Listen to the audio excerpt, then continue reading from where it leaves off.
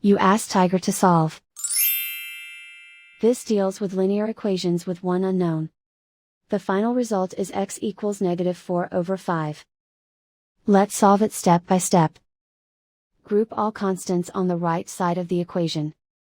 Add 14 to both sides. Simplify the arithmetic.